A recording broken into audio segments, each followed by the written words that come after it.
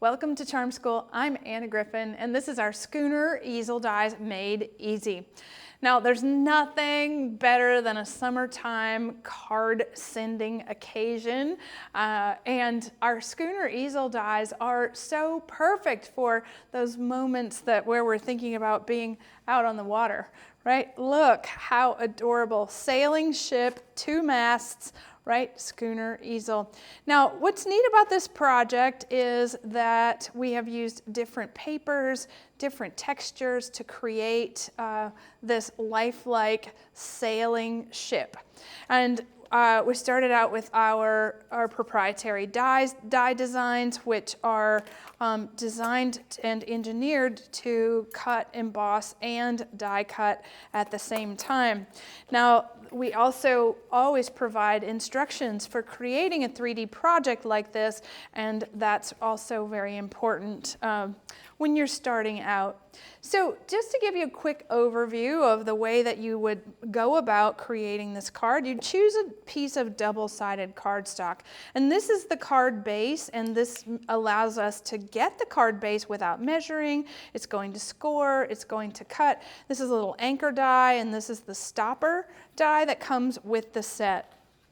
Now from here, we've just decided to make a lot of different things. So we're gonna cut the shadow layer for the Schooner out of pink. That's gonna give us a nice offset to the blue, and the ship and the stopper and the waves are all out of the blue. Then you would take the Schooner ship, again, cut it out of gold and cut it out of patterned vellum. Now this is for our sail. So one of the things that's really unique about the way that we love to paint with paper here is that we take those die cuts, and so this is the vellum one, and we actually cut away pieces from the die cut, and then we go back and overlay them onto the larger piece. Okay, so we're just fussy cutting the sail.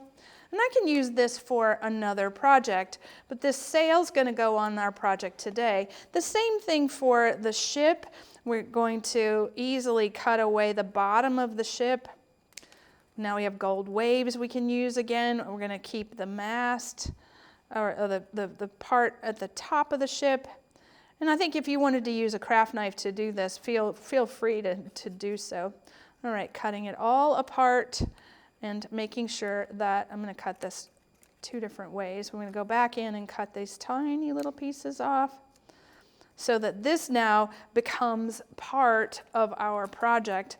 And this can become something that's used in a future project. So many ways to go about using all of your scraps. Now, one of the unique things that we like to do with our dies is we like to inlay designs.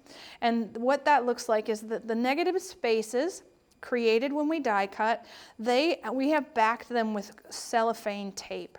So see across each of these, and it's providing a sticky area for the design to put together, right? So we're going to go back and out of all of those die cuts that we were using, we want to keep what is known as the scrap. All right, so this is the scrap of vellum, and as we are looking at these, I have lots of them. This is like a puzzle piece, right? So we're adding them back in to fill in the sail.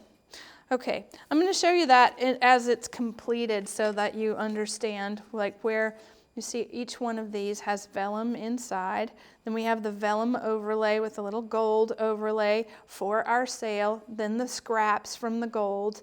And that's all been created by taking the card base, folding it forward, adding adhesive to the tab, and then we start putting it together from the bottom up. So we have the shadow layer of the pink, and that just pushes up and back, so it creates the standing ship, the tall ship, and then we're going back over with the blue, lining it all up, and you see those lovely little vellum areas. Same thing for our gold ship.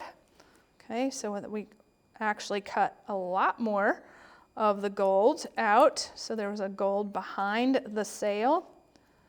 And this is really up to you. When we say painting with paper, that's basically what's happening. We're taking different textures, different colors, creating multiple layers, and really there's no wrong way to do this, especially if you want to add flowers to the ship. I'm going to put a flower on everything in the world. Yes, I am. Okay, and from here, this is the important part about your card. You want to give the easel a place to stand, and so this is the little stopper that's going to keep it set upright and functioning for its recipient. Now, we have lots of ways that we've painted with paper. So, of course, we have the blue and white, which is something that you would, start with. Imagine custom coloring the card for someone's special birthday in a palette that they love, or even using our nautical papers and embellishments from anything, that is in your craft room to decorate. And that's beautiful in the making.